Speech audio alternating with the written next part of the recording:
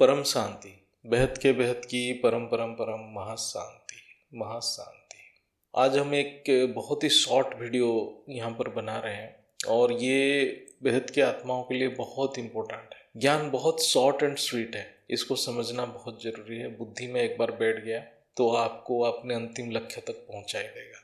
बाप का रूप कौन सा आत्मा धारण कर सकता है? कैसे आत्मा बाप का रूप को धारण कर सकता है? जो आत्मा बाप के कार्य में निमित्त बनते हैं वही केवल बाप के रूप को धारण कर सकते हैं, क्योंकि बाप के रूप धारण किए बिना बाप का कार्य में कोई भी आत्मा सहयोग नहीं कर सकता है। तो भगवत गीता में 14वां अध्याय में 3 श्लोक है, 17, 18 और 19। ये तीनों श्लोक में ये बहुत स्पष्ट रूप से ये व्याख्या किया गया है।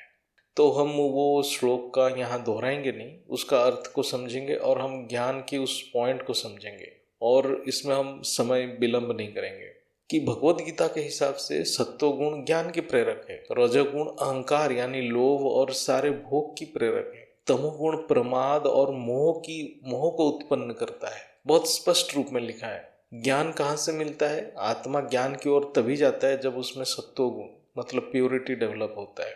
अहंकार यानी रजोगुण, जब अहंकार रहता है, जो अग्नि तत्व रहता है, वो सारे भोग का प्रेरक है। लोभ मोह अहंकार जैसे सारे क्रोध सारे रजोगुण है और सारे अग्नि तत्वों से निकलता है। तमोगुण प्रमाद और मोह को उत्पन्न करता है, ये अंधकार है। मोह मतलब गलत को सही मानना, प्रमाद मतलब पुरुषार्थ नहीं करना। सत्वगुण में स्थित आत्मा की ऊर्ध्व गति होती है। रजोगुण आत्मा मनुष्य लोक में बार बार जन्म लेता है, क्योंकि उसका कारण एक ही है, क्योंकि रजोगुण के चक्कर में उसकी इच्छा कभी खत्म ही नहीं होता है और अहंकार से इच्छा फिर जन्म मृत्यु के चक्कर से वो बच नहीं पाता है। तमोगुणी मनुष्य अधपतन होता है, नीचे चला जाता है, बहुत ही निचली योनि में जाता है, राक्षस ऐसे आत्मा बनता है, ऐसे जन्म में जाता है। लेकिन जब परम ज्ञान से विवेक बुद्धि जागृत होता है, आत्म बुद्धि जागृत होता है, तो आत्मा तीनों गुणों से ऊपर अपने स्वरूप को देखता है और साक्षी दृष्टा बन जाता है और जान जाता है और समझ जाता है कि सारे कर्म प्रकृति के गुणों द्वारा ही हो रहा है। इसलिए वो स्वयं ये सब कर्म और गुण से स्वतंत्र हो जाता है।